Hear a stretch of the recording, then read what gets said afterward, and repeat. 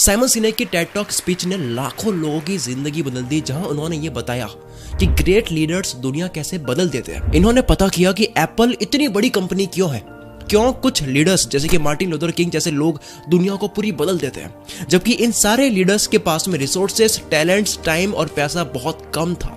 Simon सिनेक ने अपने speech में सर्कल बनाया और कहा कि ये गोल्डन सर्कल है जिसमें वाई, हाउ और व्हाट है। लोगों को अपना व्हाट और हाउ तो क्लियर है कि वो क्या कर रहे हैं और कैसे कर रहे हैं, वो तो क्लियर है, लेकिन वाई पता नहीं है कि वो क्यों कर रहे हैं। एप्पल को अपना वाई पता था कि वो इसलिए कंप्यूटर बनाना चाहते हैं ताकि वो दुनिया बदल सके, लोगों को ऐसा कंप्यूटर दे सके जो अब तक उन्होंने सोचा नहीं होगा। जॉब्स मूवी में एक सीन है जिसमें स्टीव जॉब्स कहते हैं कि मैंने एप्पल कंपनी ही इसलिए शुरू की है ताकि इसके बाद आप पुराने कंप्यूटर के सामने देखो भी ना। You will never look at computers the same way again. Why clear था। अगर एप्पल को अपना वाई क्लियर नहीं होता तो वो ऐसा कहते कि हम बहुत अच्छे कंप्यूटर बनाते हैं जिससे आप काम कर सकते हो, आसान है और यूजर फ्रेंडली है, तो एप्पल कंपनी दुनिया बदल देने वाली कंपनी नहीं बन पाती। लोग क्या करते हैं वो नहीं, आप क्यों करते हो वो खरीदते हैं। जॉब्स ने अपनी जिंदगी में हर प्रेजेंटेशन दुनिया बदल देने वाले एटीट्यूड के साथ में दी है। वो कोई भी प्रोडक्ट लेकर के आते हैं दुनिया बदल देने वाले एटीट्यूड के साथ में आते हैं। हमारे दिमाग के एक साइड को मैथ्स, नंबर्स और एनालिटिक्स समझ आते हैं और दूसरे साइड को इमोशंस, फीलिंग्स, ट्रस्ट और लॉयल्टी समझ आती है। हम डिसीजन इमोशन वाले ब्रेन से लेते हैं कि किस कंपनी या इंसान पर ट्रस्ट करना है।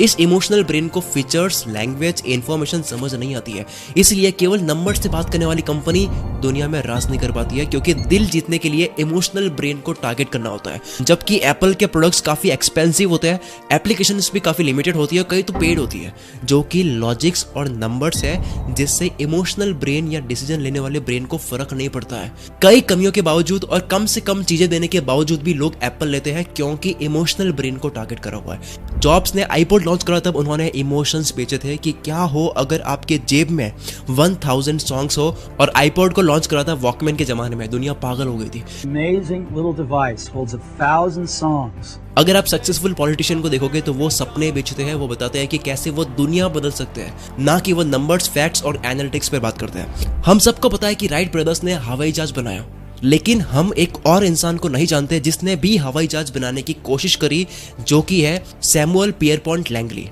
इनके पास $50,000 थे, पैसों की कोई कमी नहीं थी। इन्होंने बेस्ट माइंड्स हायर करे, बड़े बड़े लोगों के साथ में इनके कनेक्शंस थे और मार्केट की कंडीशन भी काफी अच्छी थी। न्यूयॉर्क टाइम हर वक्त इनके आसपास रहते, तो इनके बारे में हमने आज तक सुना क्यों नहीं?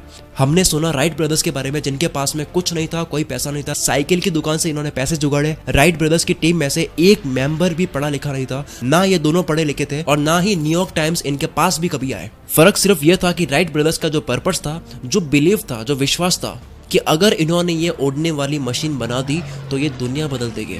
हम दुनिया बदल रहे हैं और यही दुनिया बदल देने वाला विश्वास उनके साथ काम करने वाले मेंबर्स का भी बना, इसलिए वो खून पसीने की मेहनत करने लग गए, केवल पैसों के लिए काम नहीं कर रहे थे। वाई पता था कि वो क्यों काम कर रहे हैं। और 1903 में राइट ब्रदर्स ने जब पहला हवाई जहाज उड़ाया तब सैमुअल पियरपॉन्ट लैंगली ने हार मान ली, क्योंकि उनको दुनिया नहीं बदलनी थी, उनको सिर्फ पैसा कमाना था और फेमस होना था, जो कि अब पॉसिबल नहीं है क्योंकि वो काम राइट ब्रदर्स ने कर लिया। आप क्या करते हो उससे नहीं, आप क्यों करते हो उससे बदलाव आता है। 1963 में 2.5 लाख लोग वॉशिंगटन मॉल आए थे मार्टिन लूथर किंग की स्पीच को सुनने के लिए। इन्होंने कोई इन्विटेशन सेंड नहीं करा, कोई वेबसाइट नहीं जहां पर तारीख लिखी हो, जबकि उनके कुछ आइडियाज तो काफी कमजोर थे। तो उनके पास में क्या था?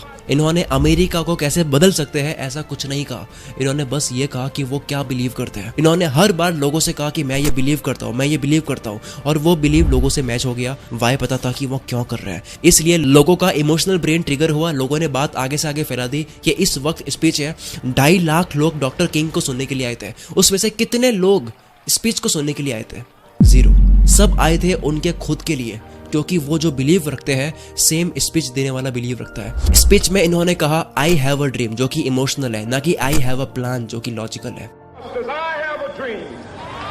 ये थी साइमन सिनेक की टेड टॉक स्पीच, जहां इन्होंने बताया how great leaders inspire action. अब दूसरी टेड टॉक स्पीच है जोश कॉफमैन की, टाइटल है the first 20 hours how to learn anything, यानी कि 20 घंटे में दुनिया की कोई भी स्किल कैसे सीखे। जॉश कॉफमैन के पास में बिल्कुल टाइम नहीं होता फैमिली और काम के बाद। इतने बिजी होने के बावजूद इनको हर बार कुछ नया सीखने का शौक था, तो इन्होंने पता करने की कोशिश करी कि कोई भी नई स्किल को सीखने में कितना वक्त लगता है। तो मिला कि किसी भी स्किल को सीखने में आपको 10,000 घंटे लगते हैं। कॉफमैन ने ऑलमोस्ट हार मान ली कि वो किसी भी चीज को सीख ही नहीं पाएंगे, क्योंकि 10,000 घंटे का मतलब होता है 5 साल के लिए बिना एक भी दिन मिस करे रोज 5.5 घंटे देने। कॉफमैन ने 10,000 घंटे की वजह को पता की और पाया कि के एंड्रेस एरिक्सन इस रूल के ओरिजिनेटर है, पर इन्होंने 10,000 घंटे बोले हैं किसी बहुत एक्सपर्ट लेवल परफॉर्मेंस को पाने के लिए, जैसे कि वर्ल्ड के professional athletes, world class musician, chess grand master, जहां पर अल्ट्रा लेवल का कंपटीशन होता है जिसमें वर्ल्ड के टॉप प्लेयर्स के साथ में खेलने लायक बनना होता है, तब आपको 10,000 घंटे की प्रैक्टिस करने की जरूरत होती है। अब हुआ यह कि 2007 में एक book I outliers the story of success, जिसमें मैल्कम ग्लैडवेल ने इसी 10,000 घंटे की रूल की बात करी, जिसके बाद में दुनिया भर में बस यही बात होने लग गई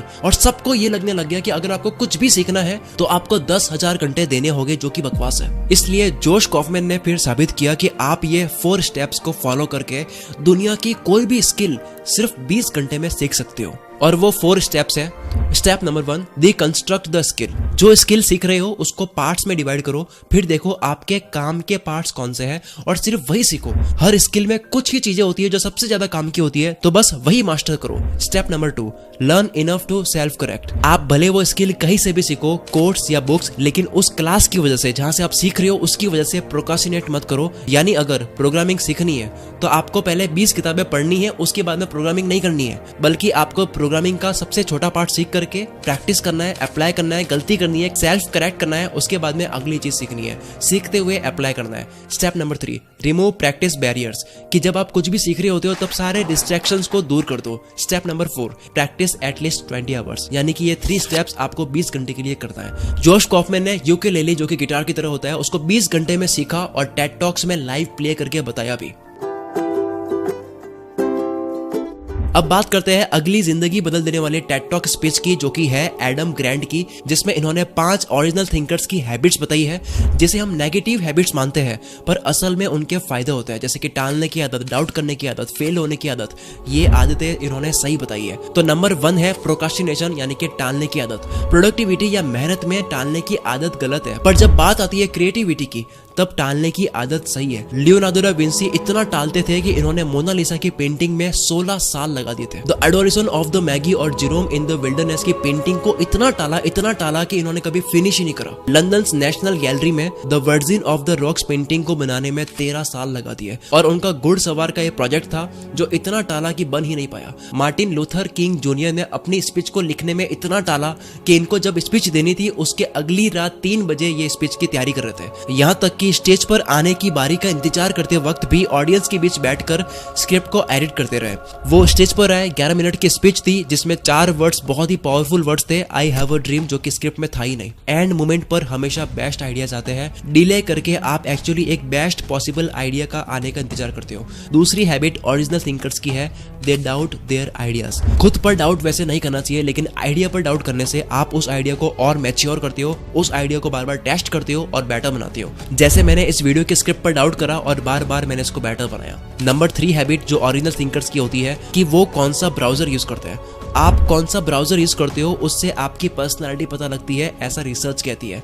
कोई पहले से मिले डिफॉल्ट ब्राउजर से खुश है तो ये बताता है कि वो डिफॉल्ट सिस्टम को एक्सेप्ट कर लेता है। जो क्रोम या फायरफॉक्स जैसे ब्राउजर को अलग से डाउनलोड करके इंस्टॉल करता है, वो ये बताता है कि वो डिफॉल्ट सिस्टम को एक्सेप्ट नहीं करते हैं, वो ओल्ड ऑप्शन पर डाउट करके नए ऑप्शन की तरफ बढ़ते हैं। 4th हैबिट है ओरिजिनल थिंकर्स की, वजह दे। अब इसका मतलब है कि किसी चीज में ऐसा देखना जो आज तक पहले किसी ने उस तरह से ना देखा हो। अब सबसे लास्ट हैबिट है ओरिजिनल थिंकर्स की कि ये लोग बार बार फेल होते हैं। तो ये थी दुनिया की सबसे पावरफुल टेड टॉक स्पीचेस। दोस्तों, इस वीडियो के स्क्रिप्ट में, रिकॉर्डिंग में, एडिटिंग में बहुत मेहनत लगी है। तो प्लीज अगर आपको ये वीडियो पसंद आई है तो कमेंट जरूर करें, और अगर आपको लगता है कि 1% भी बदलाव इस वीडियो की वजह से आपके विचारों में आया है तो कमेंट में केवल यस लिख दो। आपका कमेंट में यस काफी है मेरे हौसले को बढ़ाने के लिए। मैं शकील कुलमित्र से आपके सपनों को सपोर्ट करता हूँ।